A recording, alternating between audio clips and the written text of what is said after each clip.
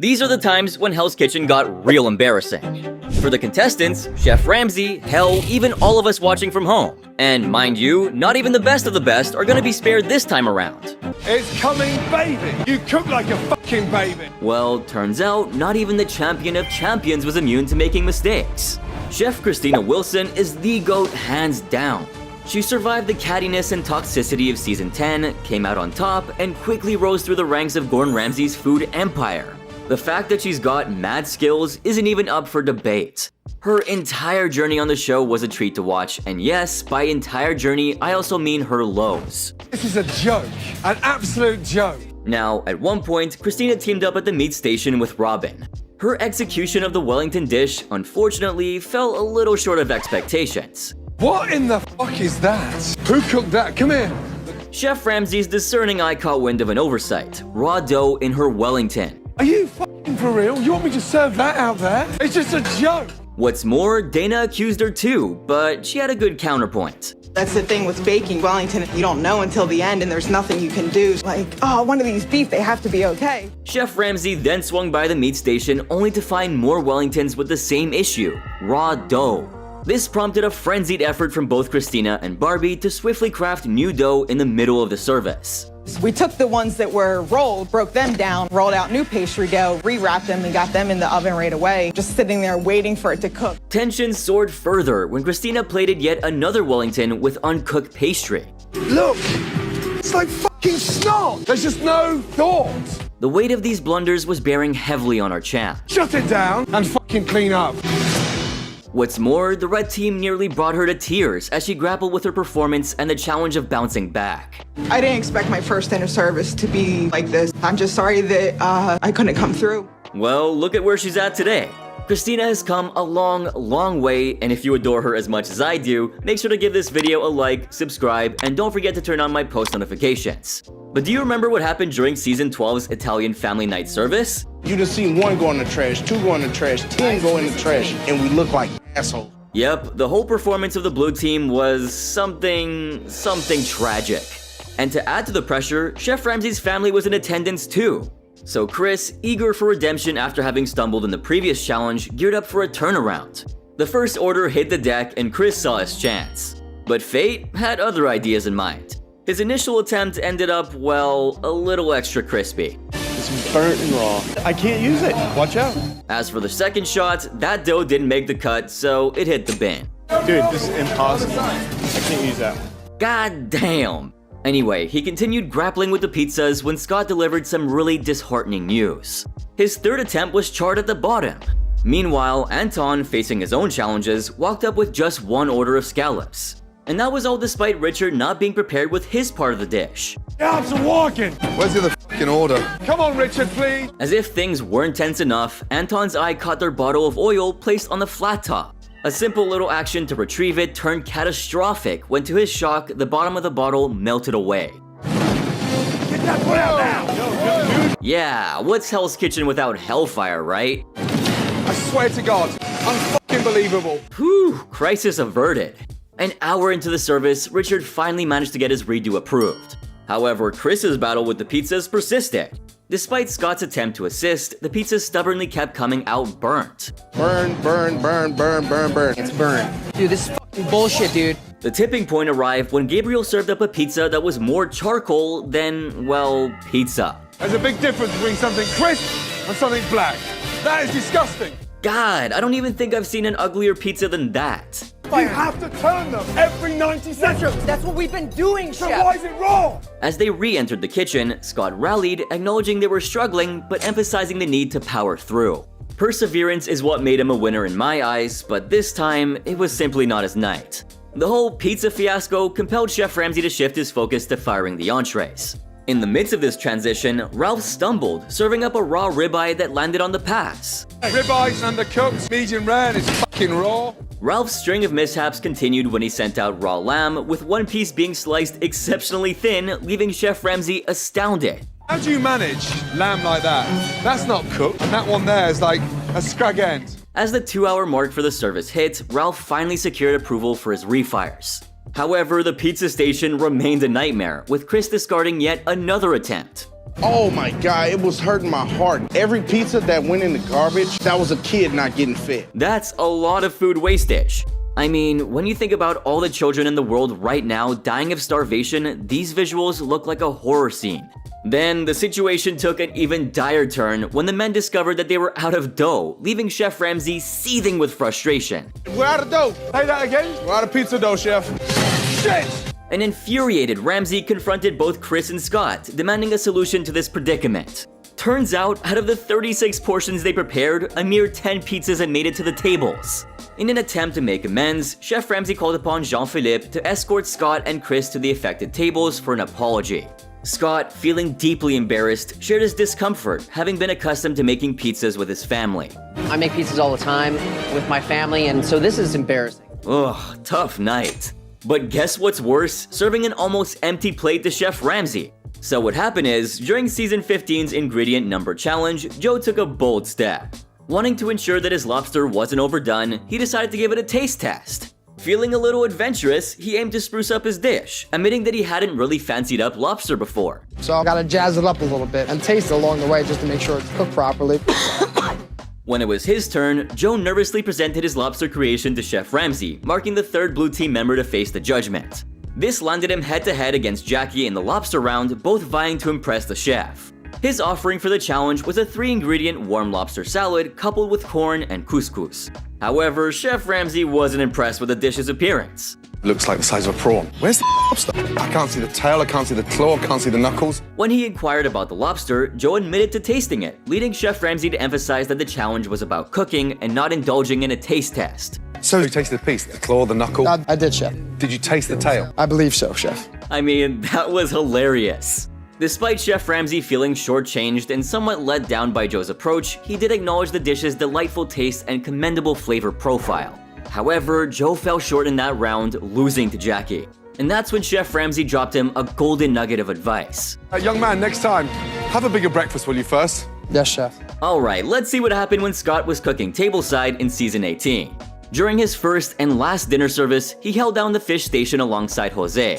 In a crucial moment, he sent up shrimp, mistakenly preparing only enough for one order. He actually believed that he heard an order for just one instead of 2 earlier on. What do you need, chef? Oh my God! When Scott sought Chef Ramsay's guidance on what was required, Ramsay's response was loud and clear. He urgently demanded the additional shrimp for the second risotto, emphasizing its necessity. But Scott defended himself.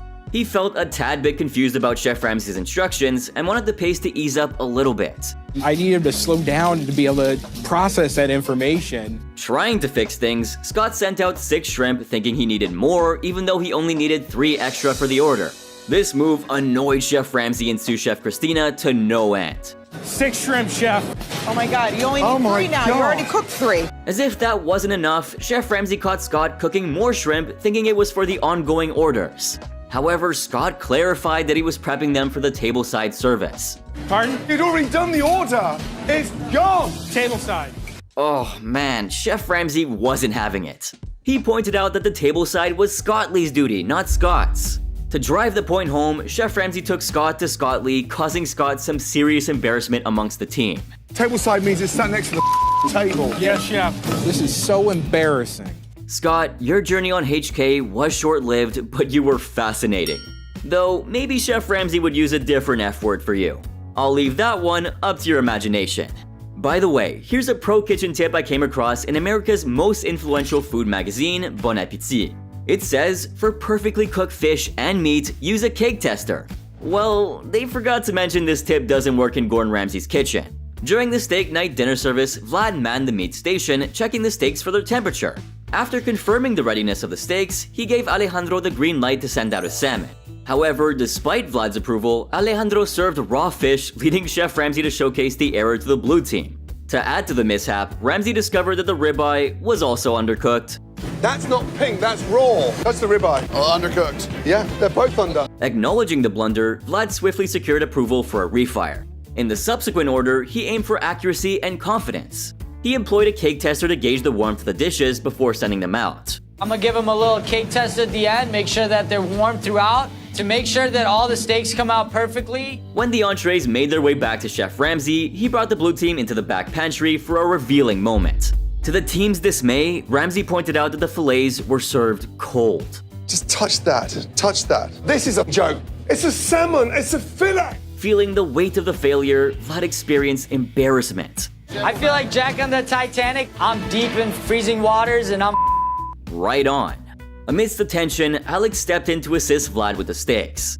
However, Abe expressed doubt, feeling that Vlad should have been more competent in handling the task. Vlad, you know how to cook steak. You work at a damn steakhouse, man. Now, Vlad stood as the blue team's initial nominee for elimination, accompanied by Alejandro as the second nominee. The former faced elimination due to his subpar performance on the meat station and his apparent misuse of a cake tester. You need to know the difference between a meat thermometer and a cake tester. In his defense, he maintained that he stayed authentic to himself during his plea and lamented that the cake tester incident negatively affected his performance. Ultimately, this led to his elimination from the competition. But Chef Ramsay was unmoved. It's called cake tester for a reason. It tests cakes, not steaks. Vlad, that was bad. Stone cold. Anyway, this reminds me of a certain someone. Any guesses who? None other than the deer in the headlights, Melinda. Look at all this fucking... Who's putting all this in the bin? During her only dinner service, Melinda was paired with Lovely at the appetizer station. But their performance was marked with so much inconsistency. Their struggle reached a peak when they had to redo a capellini pasta dish for the first table an astonishing 8 times. We've only had one table, but have made the same dish 6 million times. On the 8th attempt, Tennille, concerned about the pasta's doneness, asked Melinda if it was properly cooked. Melissa insisted that it was, yet Chef Ramsay determined that it was still undercooked. No, it's not cooked. Adding to the chaos, Melinda made a critical mistake by carelessly discarding the pasta into the trash bin. She mistakenly believed that this was the right way to rectify the issue somehow. What do? You just trash it straight away. Just put it back on the stove, put a lid on top, and 30 seconds cooking it. The amount of food being wasted here hurts my soul. It, of course, upset Chef Ramsay, who intended for her to salvage the dish by simply returning it to the stove to finish cooking. Because, like, duh. Then, Chef Ramsay stumbled upon an alarming sight. Melinda had recklessly wasted far more pasta than he initially had thought. She'd been pulling this little stunt since the start of the service. Visibly horrified, he began removing the vast pile of wasted pasta, shocking not only himself, but also the rest of the women in the kitchen. Chef Ramsay demanded an explanation about the extent of the wasted pasta. However, Melinda appeared to be way too stunned to respond, and her eyes were wide with disbelief. Hey, madam, how much capellini are you throwing away? What are you doing? That was a crazy look. As the chaos intensified, Chef Ramsay reached his limit and shut both kitchens down. While the teams were cleaning up, Melinda, still wearing a shocked expression, seemed unable to snap out of her daze. Later on, during the lineup, Chef Ramsay delivered a stern warning to Melinda, emphasizing that her time in the competition was dwindling. Melinda, lovely. You are running out of time. Melinda found herself as the red team's initial choice for elimination, swiftly followed by Amanda. Her elimination stemmed from being obviously the worst performer of the night.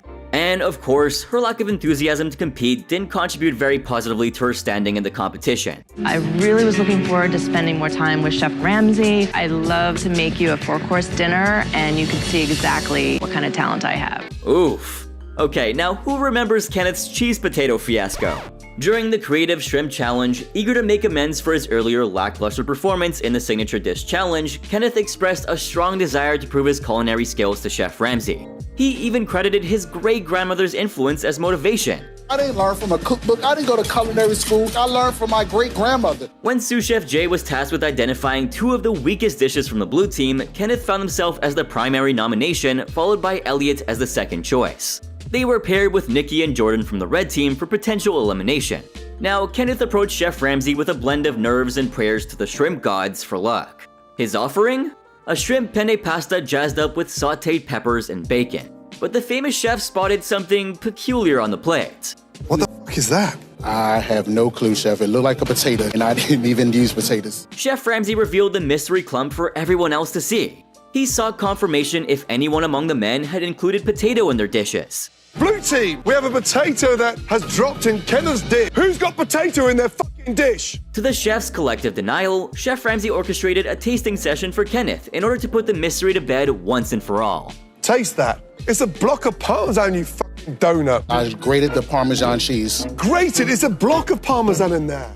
No way. In an attempt to justify the mishap, Kenneth insisted that he grated the cheese. However, a revealing flashback showed a little bit of a different story. There was a moment where he sliced off a chunk onto the plate without even realizing it. After an unpalatable taste experience, Kenneth attempted to salvage the situation. He argued that he knew the disparity between potato and cheese, but adamantly claimed that the clump resembled a potato. Yo, I know the difference between a potato and Parmesan cheese, but it looked just like a potato. Come on, man, what was that? Ultimately, Chef Ramsay delivered his verdict, labeling the dish as a complete disaster. But the next contestant made so many mistakes that pretty much everyone lost what little respect they had for her. During the dinner rush in episode 7, Corey was handling the garnish station for the red team. She knew that getting the garnish right was crucial for keeping the kitchen line running smoothly, and had a chat with Mary Lou about timing. Trouble brewed when the meat station served up meat intended for the next order. They're not ready, garnish not ready, and look, on top of all that, I got 2 bits of black shit salmon. And this is when Corey informed them about the refire that was needed. Lamb welly, 2 salmon, 1 halibut, that is the refire. Okay, now keep track of this because unfortunately, the order was for the wrong ticket. Sorry to disturb you, the meat station's bought the lamb again. The lamb is for the next ticket. You told us there was a lamb on this ticket. Yeah, and this is why Nikki rightly blamed Corey for the premature firing, sparking a disagreement. Even though Corey denied giving the order, a flashback revealed otherwise. Don't tell us to fire it if it's not fired. I said next ticket. Why would you lie so blatantly? Like, you have to know that that's not gonna go well for you. Things heated up as Jordan accused Corey of causing their issues, refusing to take the blame for what she believed wasn't solely her fault. This miscommunication seriously hampered the red team's efficiency. To add even more to the chaos, on their third attempt, Corey served up soggy fries. This marked one of the 3 critical mistakes that led to the red team's expulsion from the kitchen. Fries soggy, undercooked, beef overcooked, and salmon's ice cold in the middle. Fuck off. Now let's skip all the way to episode 14. During Mary Lou's stint at the pass, Corey made a huge blunder by presenting a raw lamb. This was a mistake that gave her Mary Lou's undivided attention. And Chef Ramsay made his disappointment crystal clear too. I want to know what's happened. Yes, chef. It's a small lamb, it's not even big, and that's miles away. Yes, chef. Then, when Adam Carolla's table received their dishes, Corey sought timings for the next order. It was her turn at the pass. But she left her station messy. So the situation took a turn when Cody, at the meat station, presented undercooked Wellingtons. That's nowhere near cooked. No. Cody rightly accused Corey of leaving his station in disarray, insinuating that she had set him up for failure. There was 4 burnt lambs, 3 Wellingtons that looked like they were overcooked, and they were raw. I just felt like I was set up to fail. As Cody refired the Wellingtons, tensions escalated. Unfortunately, the second attempt was also flawed, with Wellingtons cold at the center. Those Wellingtons are cold in the center, Chef. I need 3 minutes. I don't have 3 minutes. Cody requested additional cooking time, a request that Corey hesitated to grant, leading to further conflict. Corey's performance was the reason that the meat station is a disaster. So were you Team Corey or Team Cody here? Let me know in the comments section down below. But speaking of blunders, I think Season 3, Episode 3 was full of them. Now, the Blue Kitchen received its first order. Chef Ramsay wasted no time critiquing Rock's risotto preparation. No. You don't toss a risotto. To add to the situation, Rock unintentionally winked due to the sweat dripping into his eyes, which Chef Ramsay chastised him about. Now you're acting like a big donkey. Then, the famous chef, noticing Rock's discomfort, requested Jean-Philippe to get some tissues for him. Medic! Get Rock some tissues, please, yeah? He's got ointment in his eye. Oh yeah, it was a sticky situation. Meanwhile, in the red kitchen, Joanna encountered trouble with her risotto too, which turned out to be excessively salty, necessitating a complete restart. It's soft, it's salty, and it's crap. Start again. Yes, chef. Despite the setback, Joanna and Bonnie collaborated on sending out their refired order. However, Chef Ramsay discovered that Bonnie's scallops were undercooked, leading to his visible frustration. And it didn't help that Bonnie kept pestering him with dumb, obvious questions. What's wrong? Are they raw? You just asked me, are they raw? Why don't you tell me what the they are? They're raw, chef. And yeah, what followed next was Joanna's rancid crab incident. Who could forget that, right? The crab is off! Can you not smell that? It's rancid! Anyway, 1 hour into the service, the women were experiencing delays, struggling to send out any orders. The blue team, on the other hand, had managed to serve almost half of their tables. However, Vinny began to slow down in preparing his scallops, much to Chef Ramsay's growing impatience. And then he discovered this. What is that? It's all right. What is that? Not really yet. Yikes! As the service approached the 1 hour and 41 minute mark, the diners in the blue team section grew increasingly restless due to the prolonged wait. Meanwhile, the women's team finally made progress in getting the food out, with Julia and Jen taking charge. However, in another WTF moment, Jen mistakenly discarded her cooked spaghetti since it wasn't needed at the moment. Scarlet risotto spaghetti, yes? Oh, you mean more spaghetti, Julie? And well, what followed next was Jen's spaghetti from the trash incident. We had an order for spaghetti and I threw out what we had and I decided to retrieve the spaghetti and washed it. Now, imagine if Julia didn't see it. Imagine. Meanwhile, Brad and Josh were handling the preparation of their entrees.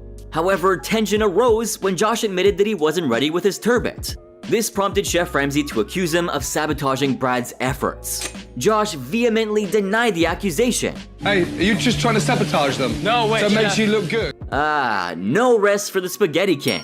2 hours into the service, Chef Ramsay observed that Brad was engaged in a troubling activity. He was attempting to salvage burned sections from the Wellingtons. Hold on, there's someone being dishonest. Lift the bottom of the Wellington over. Oh, come on.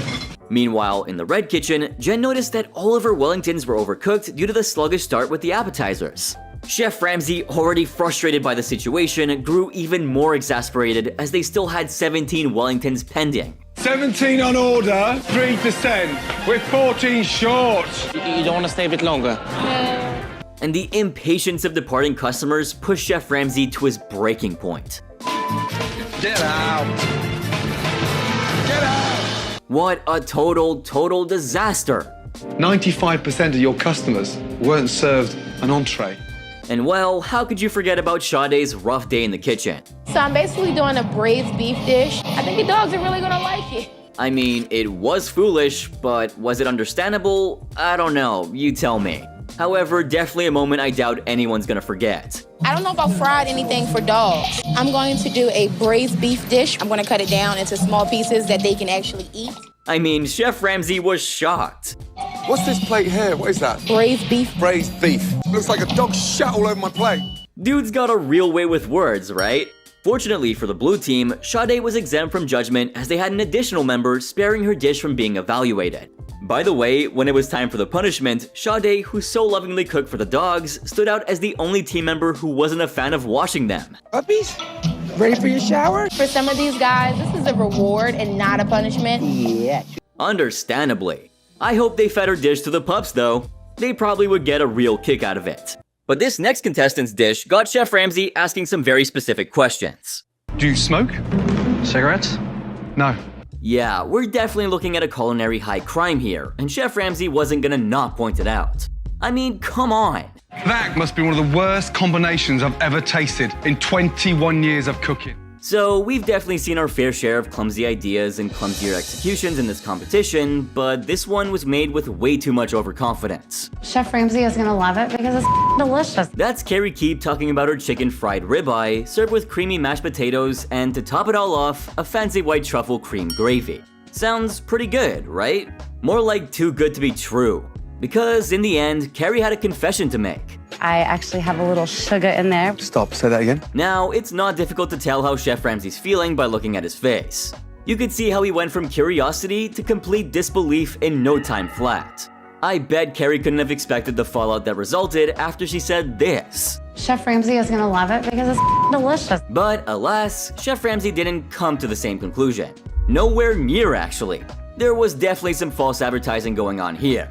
And the only thing left to do was spit it out and call it for what it was. That is disgusting. With that, let's move on to the all-new season of Hell's Kitchen, which is already off to a dramatic start. So, in the Signature Dish Challenge, we met Demir from Philadelphia. He began by stating how important this opportunity was for him to potentially gain some financial security. Coming from where I come from, North Philadelphia, you don't get a lot of opportunity. But would he be able to gain Chef Ramsay's confidence? Well, let's find out. His signature dish was linguine with coconut cream, and let me tell you, it looked absolutely delicious visually. Grilled lobster with coconut curry cream linguine. I'd definitely eat it. But there was a bit of a problem. Linguine, is it fresh? No. Aw, brother, surely you must have done your homework, right? Did you forget what happened to Monique from season 14 or Kevin from season 15? Oh, and of course, the great Mike Aresta from season 12. He was the 4th contestant from the blue team ready to face off against Keisha. So he had his dish ready to go, a plate of tortellini with tomatoes, and he was thinking he had it in the bag. But here's where things got a bit cheesy. Turns out the filling for his tortellini was far from fresh. It's a packaged tortellini. You could see the disappointment in Chef Ramsay's eyes. And of course, there was really only one place that the dish belonged after that little revelation: the trash.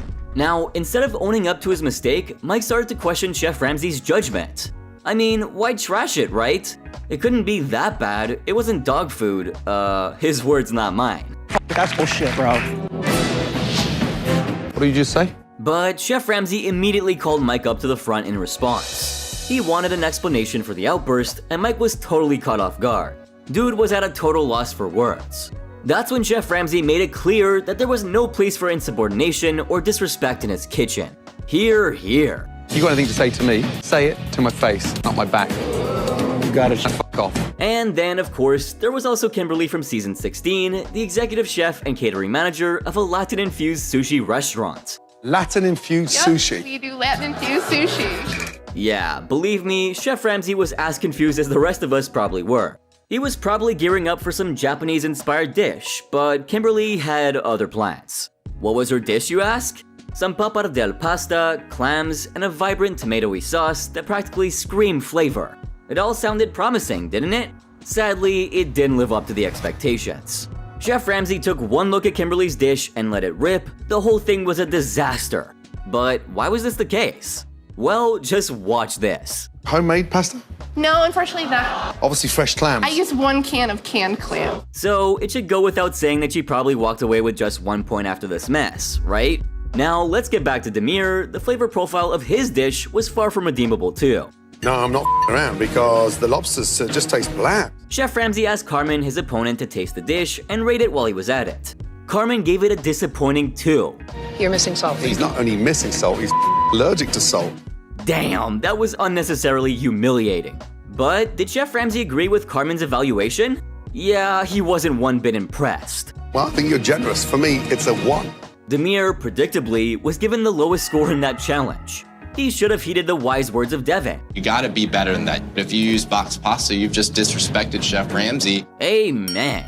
But hey, if we've learned anything from Hell's Kitchen, it's that the signature dish challenge isn't the be-all end-all of how far any given contestant is gonna go. We had Latasha in season 13 with her grilled watermelon, who ended up as the winner.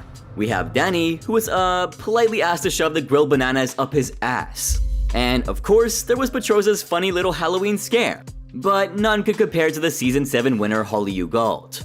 She was the 2nd contestant from the red team to face Chef Ramsay's judgment, and she was up against Benjamin. Her dish was a banana leaf wrapped halibut, which sounds fine on paper I guess, but Chef Ramsay's reaction was nothing short of shocking.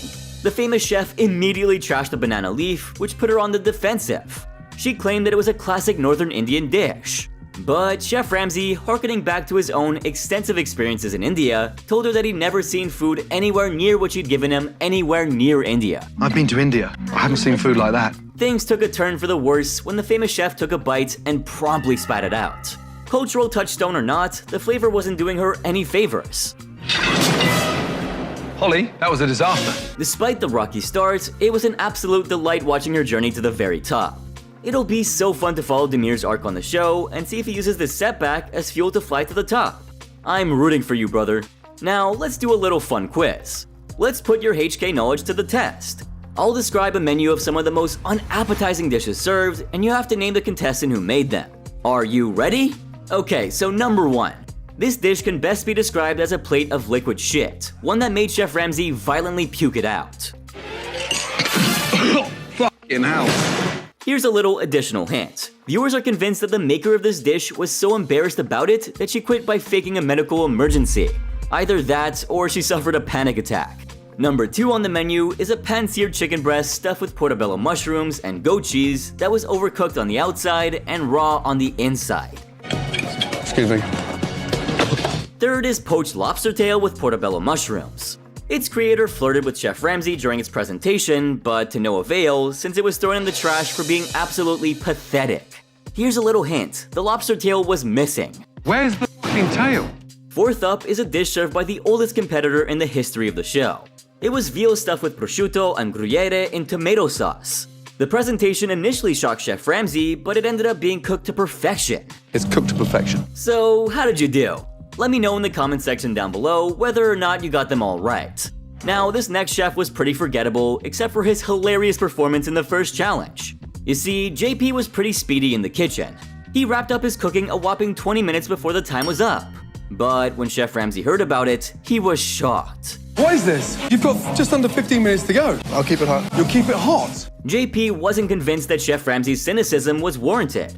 He just kept saying that he could keep the dish warm and ready to go. But the famous chef warned him that it was doomed to become a sad, overcooked mess if he tried to do that. So, reluctantly, he decided to start from scratch. Fast forward to the judging phase, and JP was the second contestant up, going head-to-head with Sade. Before even taking a single bite, Chef Ramsay busted out his inner detective on JP. He grilled him about whether he had genuinely made an entirely new dish after wrapping things up so early the first time, and JP confirmed that he did. With that revelation hanging in the air, JP displayed his creation. It was a Boston baked haddock paired with fingerling potatoes, haricots verts, and a zesty lemon beurre blanc sauce. Sounds pretty good, right? Well, Chef Ramsay really wasn't in a forgiving mood that day. He tore into the dish, calling out how dry the fish was, how hard the potatoes were. Now, here comes another contestant whose dish came close to Garab's catastrophe. Jamie from season 7 was excited to present her creamy chicken Kiev, complete with brown rice and asparagus. She genuinely thought that this was her moment to shine. But the famous chef spotted something amiss. That is the toothpick. A pesky toothpick of all things sticking right out of the dish. This obviously completely put Chef Ramsay off it. I'm not even gonna taste it. And fair enough. I wouldn't want to taste something made so negligently either. But guess what? Her opponent didn't really do well either. Scott brought his duck breast accompanied by parsnip puree up, alongside some sort of politician-type speech with them. It'll be a struggle for me to be a cook amongst other cooks because I've become accustomed to being a chef amongst cooks. Yeah, okay, we get it. But surprise, surprise, his dish didn't have a single appetizing element in it. There's not one appetizing ingredient. Naturally, neither Jamie nor he managed to score any points in this round. Now, Joanna from season 3 had quite the winning strategy up her sleeve, didn't she? Yeah, she was the one who nearly served rancid crab to a customer. I'll flirt, I'll manipulate, I'll be able to get what I want out of Chef Ramsay. Now, let's see how that went down. Her dish was a Parmesan-crusted chicken with whole wheat spaghetti and a raspberry bellini. But Chef Ramsay, well, he didn't buy into her charm. He took one look at her dish, handed her the bellini, and then... There we go. But wait, what about the dish? What have you done to that? It was drier than my humor and saltier than most of the comments you've been dropping lately. The chicken's dry. Salty, salty, dry. Take your drink back, thank you. Talk about a bad start. But here comes the next contestant who has not one, but 2 runs in the world of HK. There's no denying that Robin in All Stars was a little more tolerable than her original appearance in season 10. But what do you think? Despite that though, it still doesn't make any sense how she got the black jacket over Gio. Anyway, her performance during season 17's signature dish challenge was downright hilarious. Actually, it's performance art. She should title it something like, how I overestimate my skills every time.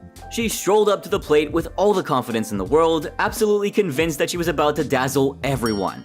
Behold, her grand creation, the pan-seared salmon complete with what she claimed was crispy skin, alongside a cauliflower puree. I'm not worried. I've got this. It's all about taking Chef Ramsay took one bite and the disappointment was palpable. That so-called crispy skin?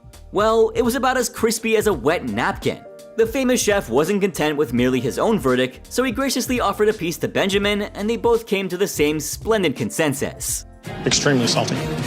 And now, it was time for Chef Ramsay to reveal the score. 1 out of 5. It was disgusting. Gee, brutal. Up next, let's head over to the 3rd round of the challenge in season 11, which, let me remind you, was pretty insane.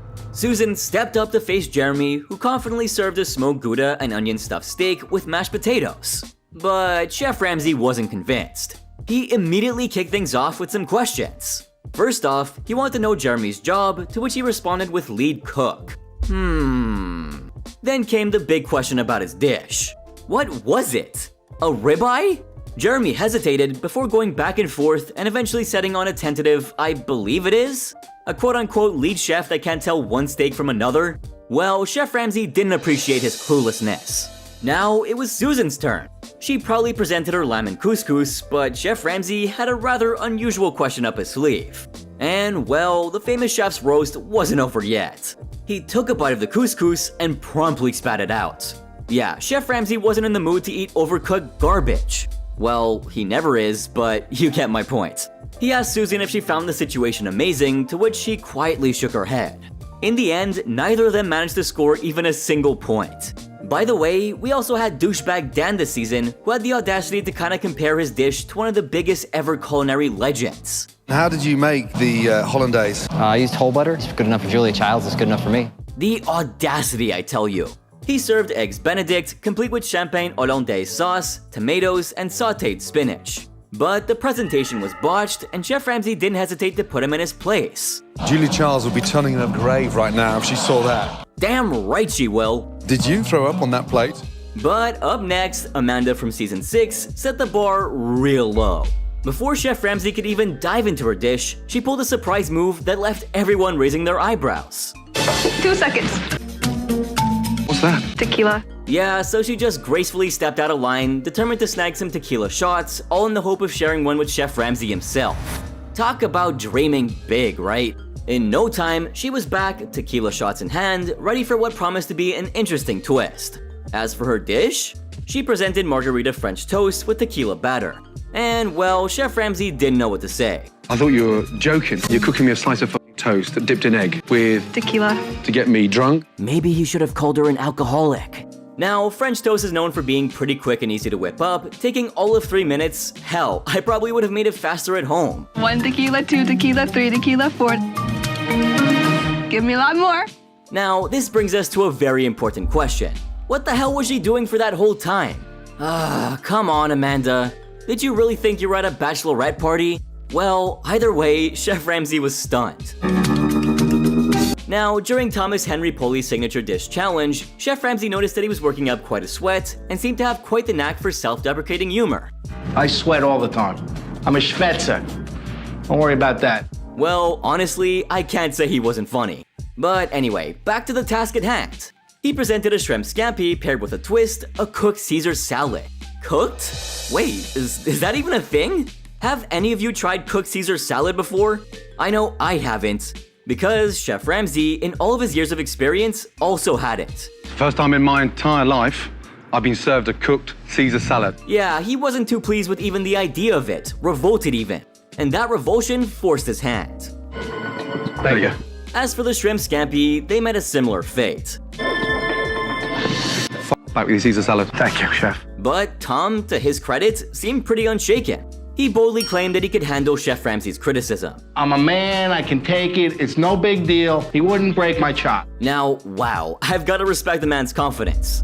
Most contestants immediately get bitter and angry when faced with criticism half as harsh as Tom faced here. I guess he was prepared for the worst. And he took that resilient attitude of his all the way to 8th place that season. But sadly, he passed away on July 1st of this year. His obituary reads, Tom's highlight was being cast on season 2 of Hell's Kitchen with Gordon Ramsay.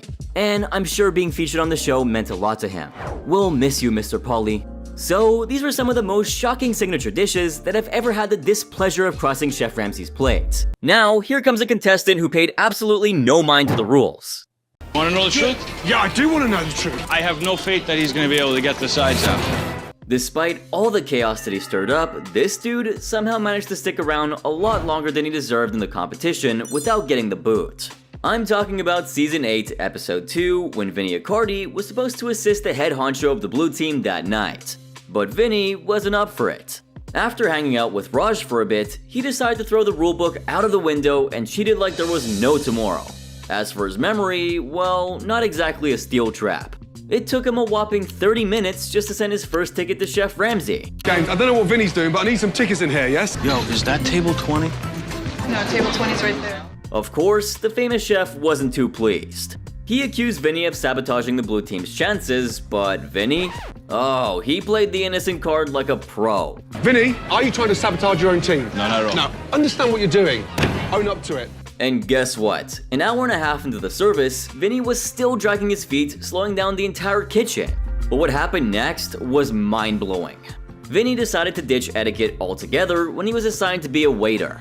Instead of just taking orders and relaying it back to the kitchen, Vinny decided to play head chef, dictating what the customer should eat. If you guys order sides, you're gonna be here till next Tuesday. But it seems like he might have had a bunch of manipulation techniques up his sleeve because he actually managed to convince one of his tables to skip ordering sides. Wondering why? Well, it was because of his distrust in Raj. Talk about a team player, right? But surprise, surprise, James caught wind of it and ratted him out to Chef Ramsay. And let me tell you, the famous chef wasn't having any of it. Shut up! Vinny was hauled to the kitchen where he tried to talk his way out of blaming Raj for his missteps. Turns out, he had little to no faith in Raj to whip up some sides in time. And because he was so concerned about the customers, he simply asked them to skip the sides altogether. Now the famous chef wasn't buying that BS. He figured that Raj must have been the mastermind behind this entire mess and decided to confront him himself. And Raj was shocked. He never saw it coming. The poor dude was just hanging around his station trying to work on his sides as fast as he could. And suddenly, out of nowhere, Chef Ramsay walks up accusing him for doing something that Vinny did? The dude didn't even have a clue what was going on, and his reaction honestly was gold. Of course not. Why would I say that? Don't fucking shout at me. You told him that. Don't push the side, so I look good. I'm ready with the side. Poor Raj ended up getting the short end of the stick for absolutely no reason. It was one of the rare times when Raj was left scratching his head, wondering what went wrong when he had everything under control. Why? Look at these sides. He's all ready. He's okay. You see, this time around, Raj wasn't the bad guy. And when the famous chef finally saw the truth, his gaze slowly shifted to Vinny, and well, there was no point in hiding it anymore. Vinny admitted that he just wanted to mess with Raj. Talk about being too clever for your own good, huh? And let me tell you, he totally got what was coming to him. The truth is, I have no faith that he's gonna be able to get the sides out. For real, the dude totally deserved every bit of what he got. But wait, there's more. Vinny really wasn't willing to back down and take all the blame. He tried to pin it on Raj once again, this time for forgetting the parsley. Seriously, Vinny?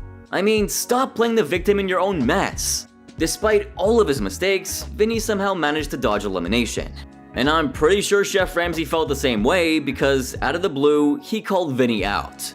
I am pissed. You have no right to recommend to the guests not to have a side with an entree. I honestly thought he'd be packing his bags and leaving the show that night, but, well, Chef Ramsay had other plans in mind. However, hey, at least he didn't goof up as bad as this next contestant. Fuck my life. Oh boy, Shaday's blunder is gonna be talked about for ages on Hell's Kitchen. I mean, I'm talking about next level stupidity here. And I know, I've brought this up so many times on my channel, but bro, didn't you read the title of the video? It would be a crime not to bring up Shaday's mess in the dog show planning challenge. Call it miscommunication or a mix-up, but Shaday literally took misunderstanding to a whole new level with her exquisite dish. I thought we were cooking for dogs. I mean, it was a dog show, so why not, right? But let me tell you, watching her go all out crafting a braised beef dish for her furry customers was something else. However, who did she think was gonna judge the dish? Chef Ramsay? Anyway, Steve and Bryant were just flabbergasted. I don't know about fried anything for dogs. So it's not making too much fucking sense right now. It's insane how she didn't realize she was way off track until she saw what everyone else was serving up. And when the famous chef caught a glimpse of her braised beef dish disaster, he simply let her have it. What's this plate here? What is that? Braised beef. Am I the only one here? Or does that sound fucking ridiculous? Yeah, no kidding, it's ridiculous. Meanwhile, the blue team got served a slice of defeat and ended up being punished with setting up the dining room for the next service and taking care of the dogs from the American Kennel Club. I am so tempted to grab the hose and spray all of these bitches. And I'm not talking about the dogs. Talk about a double whammy. I wonder if they put her dish to good use there. But here's the thing, there was a full-blown discussion about this on Reddit after the episode aired. And one user pointed out that Shaday probably did it on purpose because there was an extra member on the team, which meant that one dish would quietly be dropped away. If you ask me, I guess that would be a huge risk to take. And while Shaday did make a dumb mistake, I'm sure she isn't so dumb to literally sabotage her position on the show. But what's your take on this? Make sure to drop your thoughts in the comments section down below. Meanwhile, let's move on from delicious dog food to some inviting canned food. It's called Moe's pasta. In the very first challenge of season 14, while everyone else was putting their heart and soul into their signature dishes, this contestant decided to take the easy route and crack open a can of sauce. Bravo! What a genius move. Or so we thought. Unfortunately, it turned out to be a major flop. During the signature dish challenge, when it was Monique's turn to impress Chef Ramsay, she served up most pasta. As if that wasn't bad enough, when Chef Ramsay asked about the marinara sauce, she confessed to using a store-bought jar. And let me tell you, the famous chef's reaction was pure gold. I want to know how you made it. It's just from a jar. Ouch, talk about being called out for something you didn't even cook. But Monique wasn't in the mood to back down. She actually had the audacity to defend herself, claiming that there was nothing wrong with it because, you know, who has time to make sauce from scratch unless you're Italian, right? Yeah, she actually tried to argue with Chef Ramsay during the very first challenge. Talk about nerves. No, I don't think there's anything wrong with canned sauce. Unless you're from fucking Italy and you're like born as an Italian. But wait, things were about to get even crazier. The famous chef, against all odds, gave her dish a whopping 1 point. I mean, seriously? Most pasta, 1 out of 5. Okay, got it. With her terrible attitude, I was sure she'd get the boot before she even set foot in the kitchen. Chef Ramsay, however, wanted to give her another chance. But did she deserve it? Absolutely not. Monique's performance in the kitchen that evening was nothing short of a train wreck. She was supposed to handle the meat station with Christine Hazel, but guess what? She couldn't even figure out how to turn on the oven. And it only gets worse, somehow. She went on to serve up raw lamb and pork so dry that it could rival the Sahara Desert. What's more, the Queen of Shortcuts managed to secure some nominations for elimination not once, not twice, but 3 times. Now that is what I call a feat. And get this, when Chef Ramsay asked her why she thought she deserved to be on the show, her response, well, you can hear it for yourself. I think I deserve to stay here because I'm better than these two. Eventually, the red team just had enough of her antics. But hey, on the bright side, at least Monique can now rely on canned sauce without having to worry about sidelining Chef Ramsay's rules, right? But that wasn't the only signature dish with prepackaged ingredients. Remember Mike from season 12? Oh, believe me, this guy was a real character. His confidence was through the roof. But did it pay off? Well, let's just say his dishes spoke for themselves. Tortellini, what's inside the filling? It's just a cheese. It's a packaged tortellini. Wait, did he just say packaged? Oh no, that's a sin in Chef Ramsay's book. And the kicker? Mike actually thought he could get away with it. But wait, he wasn't done yet. That's how it's sold, Chef. Please tell me you use fresh tomatoes. They were canned tomatoes. Could you believe that? He wasn't even trying to hide his stupidity anymore. I mean, if everything on his plate was either packaged or canned, then what exactly did he cook? The famous chef had had enough, and let's just say his reaction wasn't exactly a shocker. I mean, for real, we all saw that one coming, right? It looks like Mike took away not just the creativity, but also the authenticity of a signature dish away from it. But this next contestant comes really close in competition to Mike's level of idiocy. Stop it! Look at me now, okay? Get off the section! So, during Season 3, Episode 1 of Hell's Kitchen, Vinny was at the appetizer station doing his thing. And suddenly, things took a nosedive when Vinny was hit with a veggie crisis for his risotto. And as it turns out, Rock was the bearer of bad news. I need some vegetable stock. There is no more. But instead of freaking out, Vinny decided to improvise on his mess and poured some water into the risotto. Well, it was a genius move according to him because veggies are basically just water, right? Hey, they were Vinny's words, not mine. Stock is made of water and vegetables are made of water. But of course, not everyone was on board with his quick fix solution. Just come here, you. You're putting water in the risotto.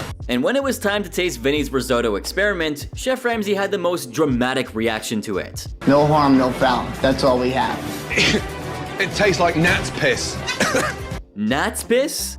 I mean, I never come up with that comparison even in the wildest depths of my imagination, but, well, Chef Ramsay seems to know it all. And what followed next was Vinny's removal from the appetizer station that night. Look at me now, okay? Get off the section. But fear not, because Brad swooped right in to save the day. As the appetizers started to fly out of the blue kitchen, Chef Ramsay couldn't help but tease Vinny. I'm doing my best, Chef. Vinny's just peaked in life. Dishwasher. Yeah, the famous chef sure knows how to put people in their place. Now, fast forward to the post-mortem, and Chef Ramsay called out Vinny for the risotto disaster. But Vinny fired back with arrogance. I didn't know what you wanted, and you didn't want to show me, so what did you want me to do? Oh yeah, he actually tried to pin the blame on Chef Ramsay? Well, Ramsay wasn't having any of it. He straight up called Vinny a two-faced, lazy little, well, you know what. And Vinny was left fuming. Lazy. Rock had to actually pat him on his back and stop him in his tracks. I mean, surely Vinny had momentarily forgotten who he was talking to. At this point, Vinny's ego had put the blue team's future in jeopardy, and Rock wasn't about to lose it over one guy. Please shut up. Who are you talking to? Are you serious? I couldn't believe it. And thanks to Rock's timely intervention, Chef Ramsay moved on from Vinny, and eventually the red team were named losers for the night. Talk about a close save, huh? Moving on, now let's dive into season 14, where one contestant had a knack for taking shortcuts. But borrowing rice from his teammates and passing it off as his own dish? Now that is just plain ridiculous. So Adam kicked things off strong in the signature dish challenge, even managing to impress Chef Ramsay with his first creation, scoring a solid 4 points. But then, things took a turn for the worse. On the third day, Chef Ramsay threw a curveball with the Alaskan Fish Challenge, where contestants had to match fish heads to their tails. Sounds disgusting, but easy, right? Wrong. The fish have been split in half. The fish heads are in one pool, and the fish tails are in the other pool. With the heads and tails in different icy ponds, telling a trout from a salmon or a cod from a halibut when they're sliced in half? Not exactly a walk in the park, huh? For this specific challenge, Millie Medley and Adam Laval ended up as partners, and right from the get-go, Adam was griping about the cold.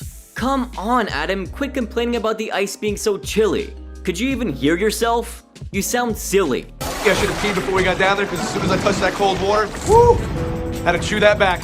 Anyway, despite the blue team snagging a 5-minute head start, Adam couldn't quite keep up, even with the advantage. While his team was busting their chops to impress Chef Ramsay, Adam realized that he needed a hand from his partner. I got that. That's some cool teamwork, huh? But this little move ended up backfiring big time. Adam and Millie were the last pair to present their dish to the guest judge Michael Simarusti. Despite the setback, Adam's pan-seared halibut with grilled baby bok choy and basmati rice managed to turn some heads and even impress Judge Simarusti. Fish is cooked nicely here and pretty well seasoned. Now that's what I call bouncing back from a setback, huh? But just when you thought things couldn't get any crazier, Millie stepped up to present his dish of halibut française butter with bell pepper rice, and lo and behold, both dishes had rice on them. The judge started to voice his suspicions, and Adam's face went as white as a sheet. Oopsie, looks like someone just got caught red-handed. I mean, you could practically feel the tension in the air. Did you guys share on that one, or? And of course, Chef Ramsay wasn't about to let it slip by. He jumped right in, asking Adam if he really did borrow Millie's rice.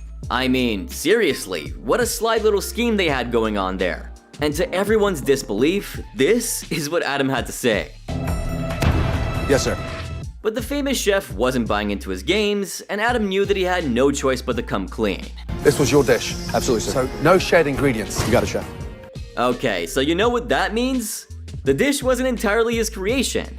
Adam was caught with his hands in the cookie jar. There was no way out from here. I mean, what a missed opportunity. Adam's dish had the potential to clinch the win for his team, especially with that 5-minute head start. But no, he had to cheat and hand over the victory to the red team on a silver platter. Meanwhile, the blue team was given the consolation prize of participating in Seafood Delivery Day and prepping fish for the next service. And to add insult to injury, after a grueling day, what did they have for lunch? Guys, it's peanut butter and jelly. I mean, peanut butter and jelly fish. You guessed it, a less than appetizing offer. Yikes, talk about rubbing salt in the wound.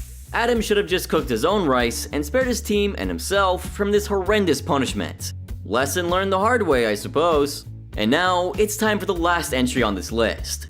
This dumb chef right here failed to cross-check his dish before sending it out. How do I get this out of here without breaking it? Very delicately. So, in episode 7, Van from season 6 was holding down the fish station during the dinner service, feeling pretty confident as the resident fish expert. But one of his sea bass dishes got sent back, much to his disappointment. Wondering why? Well, check this out. I think that's like wax, paper. Yikes, plastic on the skin definitely wasn't the finishing touch he had in mind. So what did he do next? Had it been for me, I'd try my best to bounce back with a flawless second attempt. But Van, he just sent up another round of plastic plague sea bass. And now for the fucking second time, more fucking plastic wrap! Unbelievable. This prompted the famous chef to step in with a stern lecture about the importance of paying attention to those little details. And if that wasn't enough, Van then took the chef's table order for the fish entree and fumbled through with an explanation nobody could understand. In other words, the fish station quickly turned into a cooking disaster zone. It's braised baby romaine lettuce. After the blue team's terrible dinner service, the famous chef had seen enough and decided to shut the kitchen down. Van, confronted with his lackluster performance, watched as Dave was crowned the best of the worst. When nomination time rolled around, Van and Robert found themselves on the chopping block, with Andy joining them in the lineup. However, the famous chef did not forget about the plastic incident. Feeling the heat, Van was asked if he was ready to throw in the towel, and you won't believe his response. You got 20-something years in this business. You can spot talent. Nope, not even close to calling it quits. Surprisingly, he managed to dodge elimination as Chef Ramsay sent him back in line. In the end, Van narrowly escaped getting the boot and lived to cook another day. Whew, that was a close one. So, if you've noticed, I've been covering a series of videos that revolve around the craziest mistakes on Hell's Kitchen for a while now. And if you think that I've missed out on any of them, let me know your thoughts in the comments section down below. Who knows, I might feature your suggestion in an upcoming video. You could also leave me a message on my social media pages, and please don't forget to drop a like, subscribe, and turn on my post notifications. And hey, if you thought this video was crazy, then wait till you see the next one since it's even crazier.